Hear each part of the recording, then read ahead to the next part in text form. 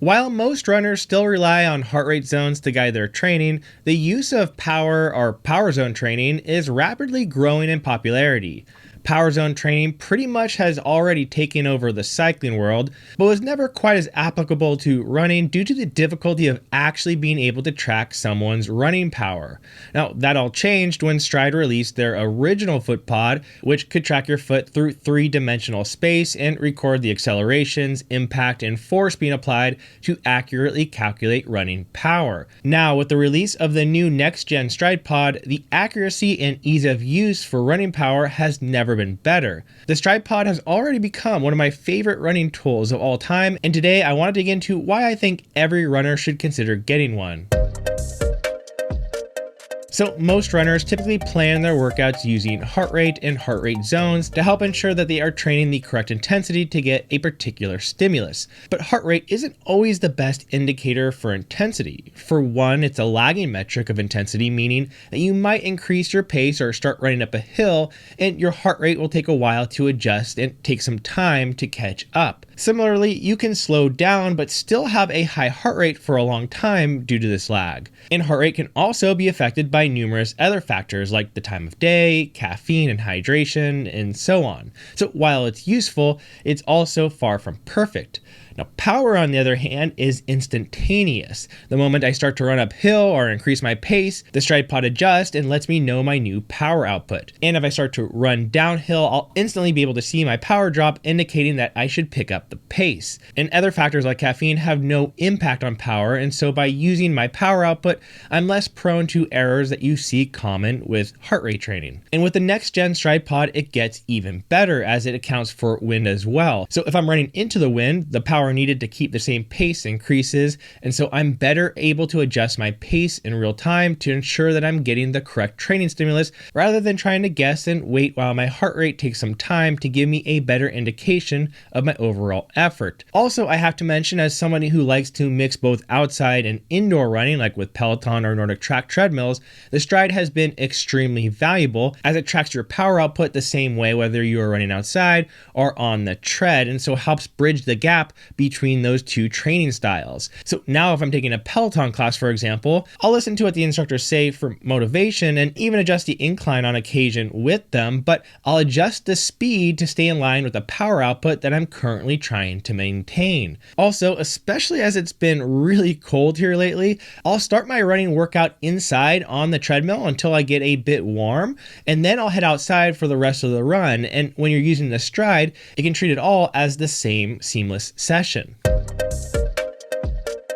So the Next Gen Stryd is an 8-gram pod that you can attach on top of your running shoes, and while small, it is packed with sensors and multiple accelerometers to be able to calculate your real-time running power and additional metrics like pace, cadence, wind power, ground contact time, stride lengths, vertical oscillation, and even more intricate metrics like leg spring stiffness and form power. It tracks all of this data internally, and so you can upload it to your phone after the run is over, but it can also broadcast most of this information in real time to be viewed on your phone or watch, and integrates well with almost all sports watches like Garmin, Coros, Apple Watch, and others. And the more runs you do, the more accurate Stryd becomes at predicting what they call your critical power, which is how it determines the wattage of your individual power zones. And this number is continually updated over time with any run within the past 90 days so that it stays up to date with your current running ability.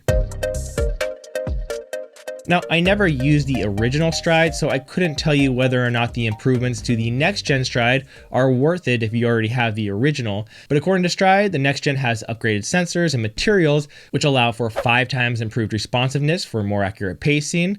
It's able to track lower body stress to help with injury prevention and program planning, and I'll talk more about that in a bit. Improved sprint accuracy for tracking improvements in speed work. Improved wind analysis, making adjustments to power based on wind speed much more accurate.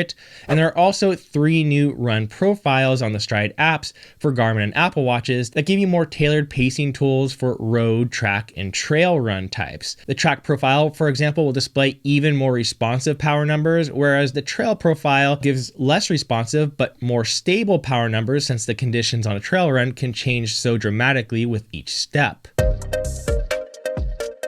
Now, with power training becoming increasingly popular, sports watches are doing their best to provide this power data. Polar, Coros, Apple, and now Garmin too all have native power tracking on their watches so that you can track your power without using an additional accessory like Stryd. So then why would I still use Stryd? Well, a lot of it comes down to accuracy because, at least for now, the power numbers determined by sports watches are not nearly as accurate as Stryd's, and so it's much harder to use them effectively. So in this example here, I have the power output from a steady light run with some short mixed pace strides mixed in, and here you can see the power data taken from the same run from the Garmin Enduro 2, the Apple Watch Ultra, and the Next Gen Stryd Pod. Now, first off, ignore the fact that the Garmin has a much higher power reading here. Since there's no standardized way to track power, different companies use different numbers to determine power. So regardless of the total number, we still want to see the same degree and frequency of increases and decreases. Now, first off, if you look closely, you will see that when I would do short sprints, Stryd was able to calculate the power increase about 7 seconds faster than both Garmin and Apple. And 7 seconds is quite a long time, especially in this example when my intervals were only 30 seconds long. Next, you'll notice that even though the Apple Watch Ultra uses a similar formula to power as Stryd, its power reading was far too low, especially during the first 4 intervals.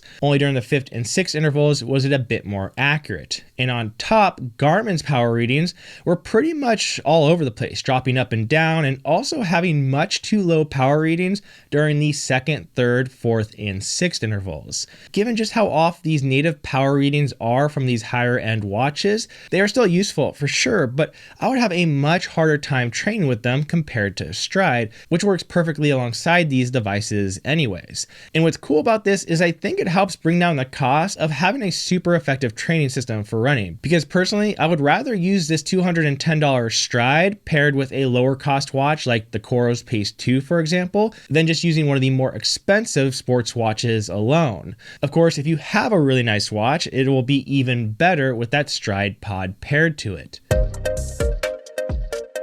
Now, as I mentioned earlier, Stryd does have its own app which it can store all of its data on. That said, if you're using other watches like Garmin, for example, it pairs really well on the Garmin app, so you'll see a lot of that Stryd data stored there. But on the Stryd app itself, you'll also see a lot of the Garmin data stored like heart rate, GPS, and more. And the Stryd app is really where you can dig into all of the details like your critical power, analyze your workouts based on all the various metrics that Stryd collects, one of which is the new score called lower leg stress score, which I actually really like, because as somebody who is a bit more of a heavy set runner, my lower legs do get a lot of impact, and so tracking and monitoring the lower leg stress score has been really valuable to me so far, and making sure that my volume makes sense and is progressive, even more so than just tracking miles or overall stress, which Stryd also has a score for.